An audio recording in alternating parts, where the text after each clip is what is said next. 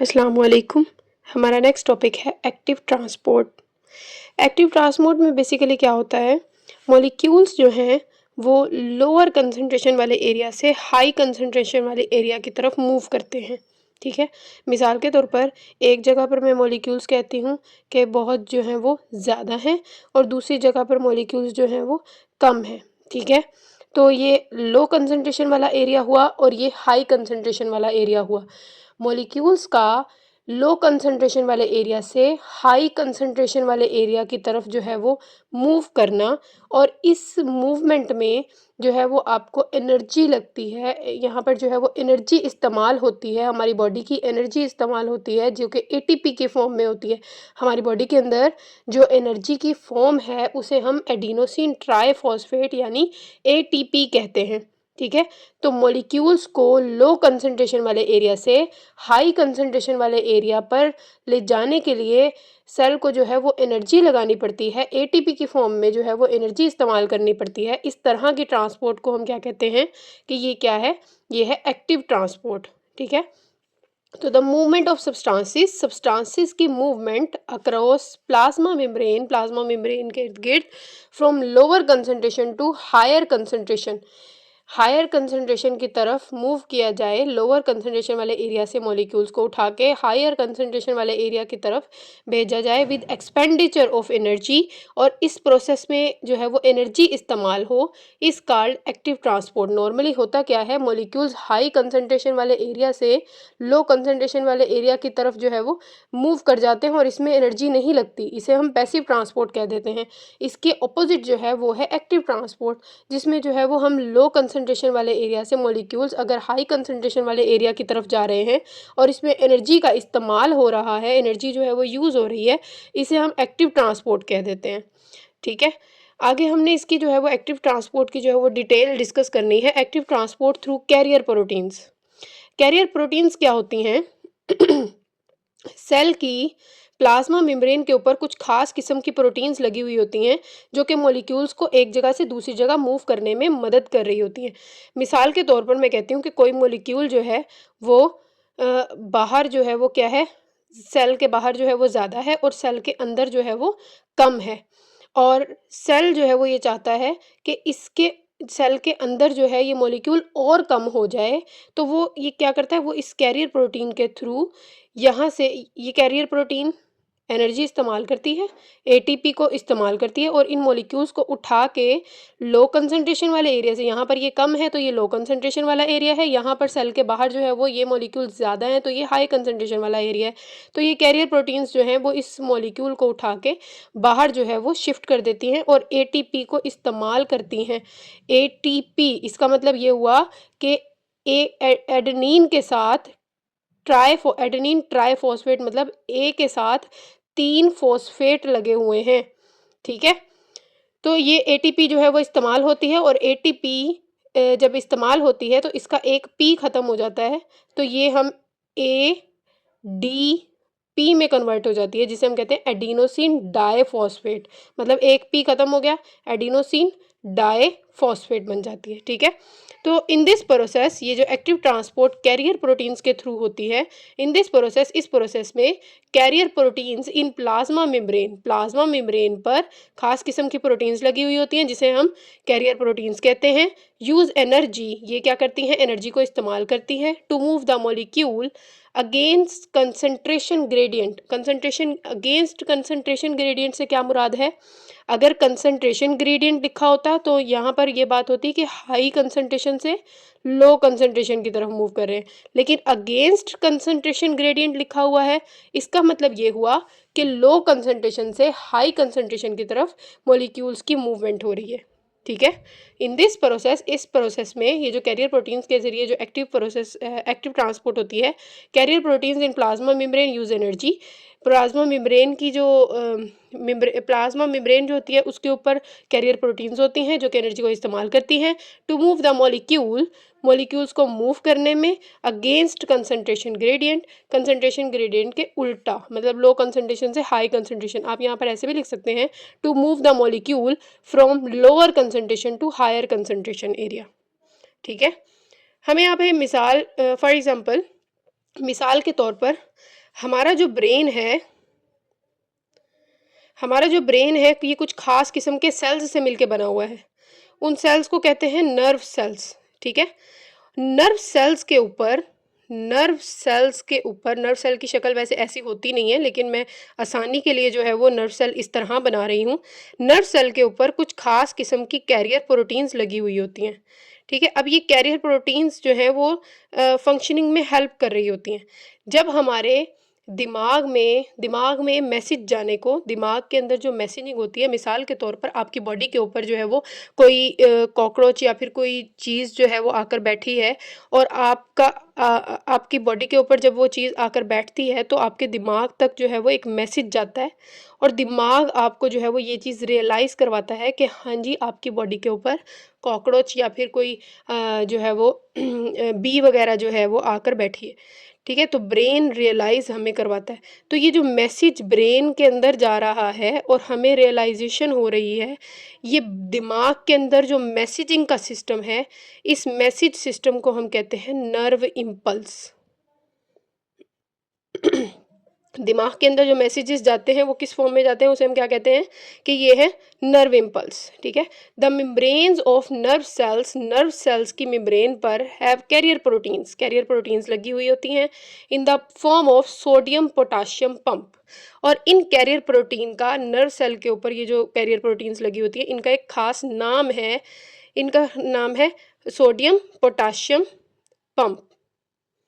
Sodium potassium pump.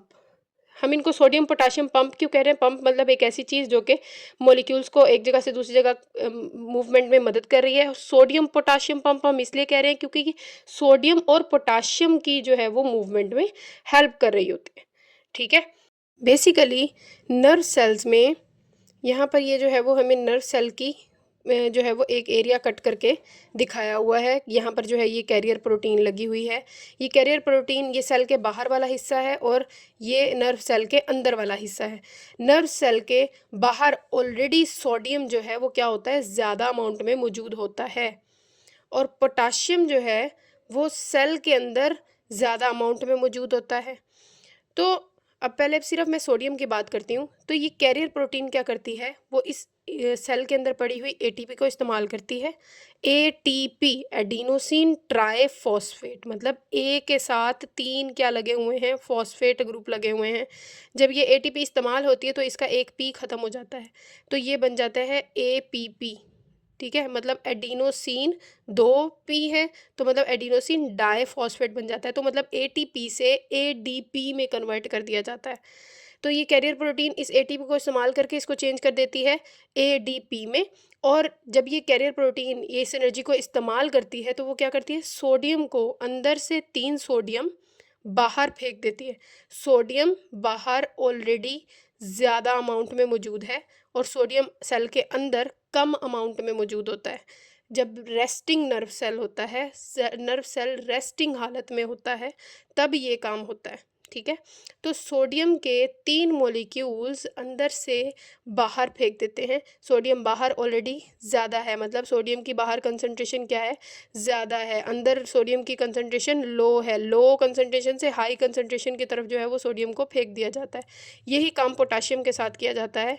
Potassium जो है वो बाहर जो है उसकी कंसंट्रेशन कम होती है, लो कंसंट्रेशन होती है, और पोटाशियम सेल के अंदर जो है, नर्व सेल के अंदर जो है वो पोटाशियम क्या होता है, हाई अमाउंट में होता है, हाई कंसंट्रेशन में होता है। लेकिन फिर भी पोटाशियम को जो है वो 2 पोटाशियम अंदर फेंके जाते हैं और 3 सोडियम जो हैं वो सेल से बाहर फेंके जाते हैं, और ये काम कौन करता है, कैरियर प्रोटीन्स कर देती हैं।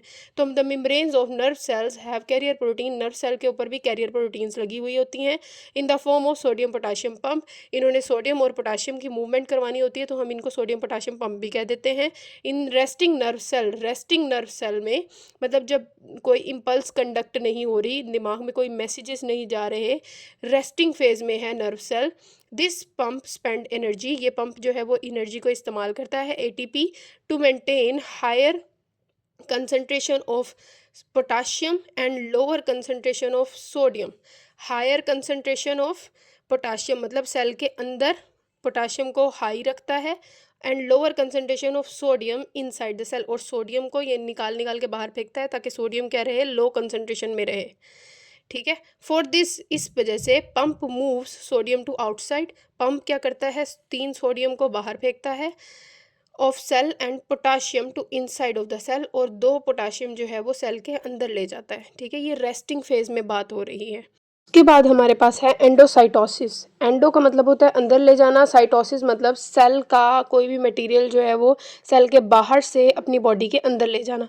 ये हमें सेल की जो है वो सेल मेम्ब्रेन शो करवाई हुई है कि जब भी कोई मटेरियल जो है वो सेल के अंदर जो है वो मूव करता है तो वो कैसे करता है। ठीक है, सेल की मेम्ब्रेन का फॉर एग्जाम्पल ये हिस्सा जो है वो आपको शो करवाया हुआ है। सेल मेम्ब्रेन जो है वो अंदर की तरफ पहले थोड़ी सी इन्वेजिनेट हो जाती है, जब उसने बाहर से किसी मॉलिक्यूल को अपनी बॉडी के अंदर, किसी भी मटेरियल को बॉडी के अंदर लेके जाना होता है, तो वो वहाँ से जो है वो थोड़ी अंदर की तरफ इन्वेजिनेट हो जाती है, ये मॉलिक्यूल इसके अंदर आ जाता है, और फिर ये इस तरह कुछ जो है वो पिंच कर लेती है उस मॉलिक्यूल को अपने अंदर, और इस तरह एक मॉलिक्यूल सा बना के एक मटेरियल को जो है वो इस तरह पैक करके अपनी बॉडी के अंदर ले जाते हैं। इस प्रोसेस को हम क्या कह देते हैं कि ये क्या है, ये है एंडोसाइटोसिस। इन एंडोसाइटोसिस में bulk materials are moved into the cell, bulk material बाहर से कोई भी मटेरियल जो है वो सेल के अंदर मूव किया जाता है अक्रॉस द प्लाज्मा मेम्ब्रेन के थ्रू। ड्यूरिंग एंडोसाइटोसिस के दौरान a portion of plasma membrane invaginates, plasma membrane अंदर की तरफ थोड़ी इन्वेजिनेट हो जाती हैं। Material from outside is taken inside the invagination, और इस इन्वेजिनेशन के अंदर जो है वो मटेरियल आ जाता है, एंड इट एंड्स सील, और फिर ये ऐसे जो है वो ऐसे करके सील सा हो जाता है। Thus small vesicle is formed, इस तरह जो है वो छोटी छोटी वेजिकल्स बन जाती हैं। It detaches from the plasma membrane, और ये वेसिकल जो है वो प्लाज्मा मेम्ब्रेन से अंदर की तरफ डिटैच हो जाती हैं, अलग हो जाती हैं, and moves into the cytoplasm, और साइटोप्लाज्म में चली जाती हैं। ठीक है, एंडोसाइटोसिस, अगर सेल जो है वो किसी सॉलिड मटेरियल को अपनी बॉडी के अंदर लेकर जा रहा है तो हम उसको कहते हैं कि ये है फैगोसाइटोसिस, लेकिन अगर कोई लिक्विड मटेरियल को जो है वो सेल अपनी बॉडी के अंदर लेके जा रहा है तो हम कहते हैं कि ये है पिनोसाइटोसिस। इन फैगोसाइटोसिस में cell takes in solid material, कि जो मटेरियल सेल के अंदर जाएगा वो क्या होगा, सॉलिड की फॉर्म में होगा। ठीक है, इन पिनोसाइटोसिस, पिनो मतलब पीना, सेल का जो है वो किसी लिक्विड चीज़ को पीना, तो pinocytosis cell takes in liquid in the form of droplet. Pinocytosis में क्या होता है, सेल क्या करता है, लिक्विड को अपनी बॉडी के अंदर जो है वो लेके जाता है, मतलब ड्रॉप्स की शक्ल में जो है वो लिक्विड आएगा, और फिर उसको भी इसी तरह पैक किया जाएगा और फिर अंदर की तरफ ट्रांसपोर्ट कर दिया जाएगा। ठीक है, उसके अलावा एक होता है रिसेप्टर मीडिएटेड एंडोसाइटोसिस, मतलब ऐसी एंडोसाइटोसिस जो कि रिसेप्टर्स की मदद से होती है।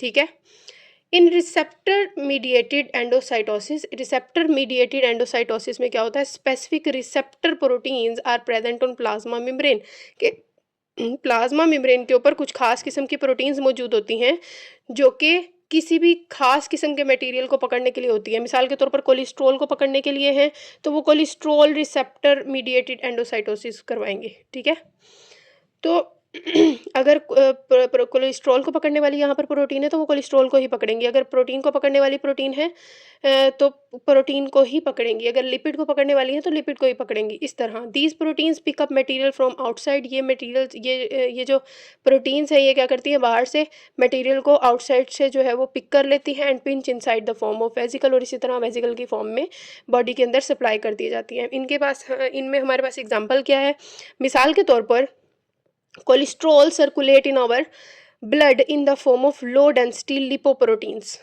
हमारी बॉडी के अंदर कोलेस्ट्रॉल जो है, हमारे ब्लड के अंदर जो है वो कोलेस्ट्रॉल पाया जाता है, और वो कोलेस्ट्रॉल किस शक्ल में होता है, वो LDLS की फॉर्म में होता है। ठीक है, लो डेंसिटी लिपोप्रोटीन की शक्ल में जो है वो मौजूद होता है। ठीक है, अब हमारे ब्लड के अंदर जो है वो LDLS जो है वो मौजूद है, तो सेल के ऊपर LDLS के रिसेप्टर्स मौजूद होते हैं। ठीक है, फॉर एग्जांपल यहाँ पर एक सेल बैठा हुआ है, यहाँ से आपका ब्लड गुजर रहा था और इस ब्लड के अंदर जो है वो LDLS जो है वो लो डेंसिटी लिपोप्रोटीन्स जो है वो मौजूद थी, तो यहाँ पर कुछ खास किस्म के रिसेप्टर्स मौजूद होंगे, वो देखेंगे कि अच्छा LDLS आ गया है, वो इसके साथ जो है वो बाइंड कर लेंगे, इसको पिंच करके सेल के अंदर ले जाएंगे। ठीक है, तो हमारे लिवर सेल्स में, लिवर के जो सेल्स होते हैं have receptor proteins for cholesterol, in cholesterol को पकड़ने के लिए जो है वो रिसेप्टर प्रोटीन्स लगी हुई होती हैं लिवर सेल्स के अंदर, हमारे जिगर के सेल्स के अंदर। लीवर क्या करता है, फिर उस कोलेस्ट्रॉल को स्टोर कर लेता है, फिर जब उसकी ज़रूरत होती है तो बॉडी को सप्लाई कर देता है। तो liver cells receptor proteins recognize, liver cells जो है वो रिसेप्टर प्रोटीन इस LDLS को पहचान लेते हैं and take up LDLS from the blood, और ब्लड में से जो है वो इसको खींच लेते हैं by receptor mediated endocytosis. Receptors की मदद से, यहाँ पर रिसेप्टर्स होते हैं, LDLS को देखते हैं, इसको पकड़ के पिंच करके अपनी बॉडी के अंदर ले जाते हैं और लिवर सेल इसको क्या कर देते हैं, स्टोर करवा लेते हैं। ठीक है। उसके अलावा हमारे पास है एक्सोसाइटोसिस। एक्सो का मतलब होता है आउटसाइड, साइटोसिस मतलब मूव करना, मटेरियल का सेल के अंदर से बाहर की तरफ मूव करना। कोई भी सेल है, सेल से कोई भी मटेरियल अगर बाहर की तरफ भेजना है तो उस मटेरियल को पहले जो है वो पैक किया जाता है, फिर उसको सेल के प्लाज्मा मेम्ब्रेन के करीब किया जाता है और फिर करीब करके इस तरह बाहर की तरफ खोल दिया जाता है, और ये जो पार्ट इसकी कवरिंग होती है वो इस तरह प्लाज्मा मेम्ब्रेन के साथ मिक्स हो जाती है और मटेरियल को बाहर जो है वो स्पिट कर दिया जाता है, निकाल दिया जाता है। इन एक्सोसाइटोसिस में bulk material are moved outside the cell, जो भी मटेरियल बाहर भेजना होता है उसको जो है वो सेल से आउटसाइड मूव करवाया जाता है। इन एक्सोसाइटोसिस में bulk material is packed inside the membrane, जो भी मटेरियल आपने बाहर भेजना है उसको मेम्ब्रेन में जो है वो पैक किया जाता है, एंड वेजिकल इज फॉर्म्ड, और फिर एक वेजिकल सी बन जाती है। Vesicle moves to plasma membrane, और वो वेजिकल जो है वो प्लाज्मा मेम्ब्रेन के करीब चली जाती है एंड फ्यूज विद इट, और फिर प्लाज्मा मेम्ब्रेन के साथ फ्यूज हो जाती है to release its content into extracellular environment, ताकि अपना जो मटेरियल है वो बाहर की तरफ फेंक सके। ठीक है। होप सो आपको क्लियर हो गया होगा, लेकिन अगर कोई भी बात आपको अगर समझ नहीं आती तो आप मुझसे कमेंट में पूछ सकते हैं। मैं इंशाल्लाह आपको कोशिश करूँगी कि हर मुमकिन तरीके से समझाने की कोशिश करूँगी ताकि आपको अच्छे से टॉपिक समझ में आ जाए। बाकी अब तक के लिए इतना ही। अल्लाह हाफिज़।